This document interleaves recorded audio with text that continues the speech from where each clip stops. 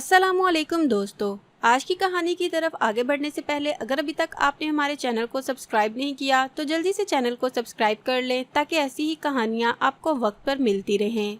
दूसरे रोज़ सुबह जब कलीम दफ्तर चला गया, मैं और मिसेस तैयब फौजिया के पास गए। उसकी बुरी हालत थी, मुंह पर नील थे और वो बिस्तर पर पड़ी थी।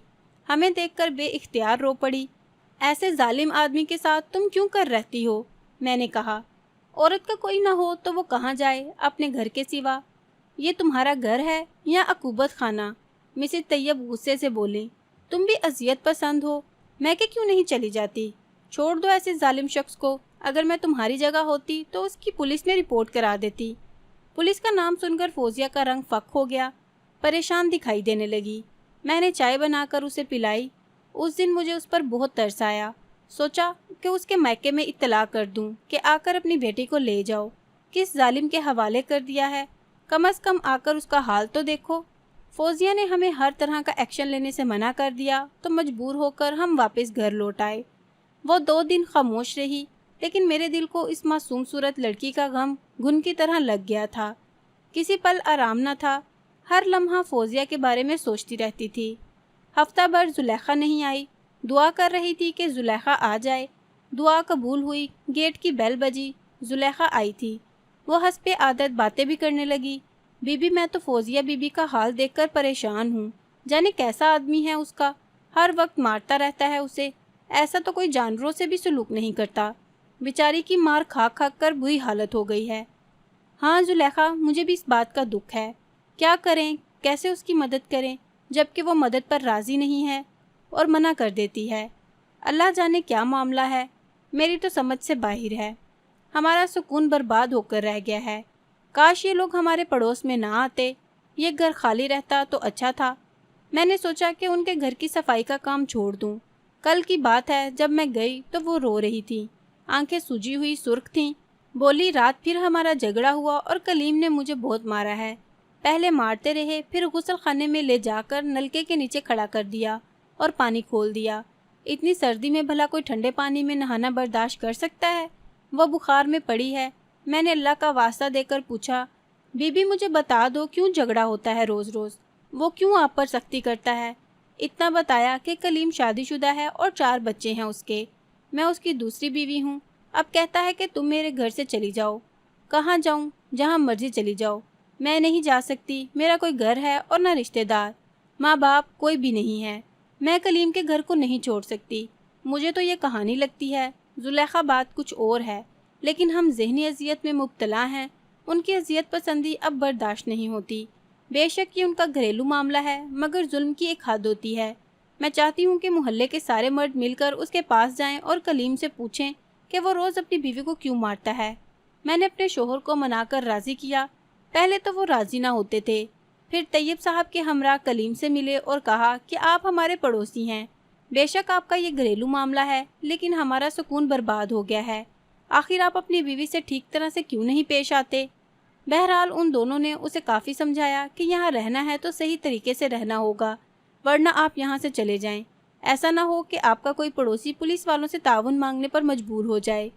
इस वाक़े के अगले दिन कलीम साहब ने अपना सामान पैक करना शुरू कर दिया। फौजिया को चंद मिनट मौका मिला तो वह मुझसे मिलने आई। गले लगकर बहुत रोई और बोली, वाकई आपको मैं अपनी बड़ी बहन जैसा मानती हूँ। दुख सुख गम गुसारी आपसे करती थी, लेकिन अब हम वापस जा रहे हैं।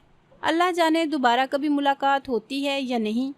आंसू उसकी आंखों से रवां थे। मेरी आंखों में भी नमी आ गई। फौजिया, जा तो रही हो तुम, कम से कम इतना तो बता दो कि तुम मियाँ बीवी का क्या झगड़ा है? बाजी इंसान खता का पुतला है। मुझसे भी खता हो गई। अपनों को धोखा देकर एक अजनबी पर भरोसा कर लिया। कितना माँ ने रोका था कि कॉलेज से देर से घर ना आया करो। अल्लाह जाने क्यों इतनी देर कर देती हो। उन्हें शक हो गया था और माँ का शक सही था। मैं अपने एक क्लास फेलो की मोहब्बत में गिरफ्तार हो गई थी। वो एक अमीरज़ादा था। मुझे शादी के ख्वाब दिखाकर लूट लिया और एक रोज़ मैं उसके लिए घर से फ़रार होकर उसके घर पहुंच गई। उसकी माँ ने मुझे सख्त नापसंद किया और खड़े खड़े घर से निकाल दिया। तो उसने कहा, फ़िलहाल तुम मेरे एक दोस्त के घर पनाह ले लो, मैं बाद में हालात हमवार होते ही तुम्हें अपना लूँगा। उसके दोस्त का नाम कलीम था। उसने कलीम को फ़ोन करके मुझे उसके हवाले कर दिया। कलीम मुझे अपने साथ ले आया। जिस की मोहब्बत में घर छोड़ा था उसने ही बंगला किराए पर लिया और कलीम ने मुझे यहाँ पनाह दी। बाद में मेरे धोखेबाज महबूब ने अपने दोस्त को कह दिया कि मैं फौजिया से शादी नहीं कर सकता, तुम उसे उसके वालिदैन के हवाले कर दो। वालिदैन के पास नहीं जा सकती थी। मेरे 3 जवान साल भाई थे, वो मुझे कत्ल कर डालते। वहाँ किस मुंह से लौट कर जाती, जिनकी इज्जत मिट्टी में मिलाकर भाग आई थी। अल्लाह जाने मेरे बाद उन पर क्या क़यामत गुजरी और कैसे उन्होंने बदनामी को बर्दाश्त किया।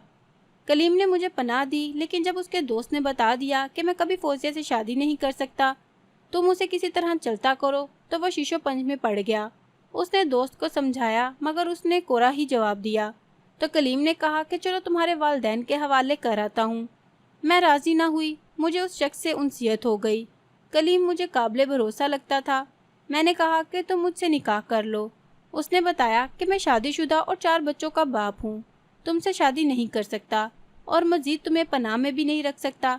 कब तक अपने घर बार बीवी बच्चों को छोड़कर तुम्हारे साथ रहूं?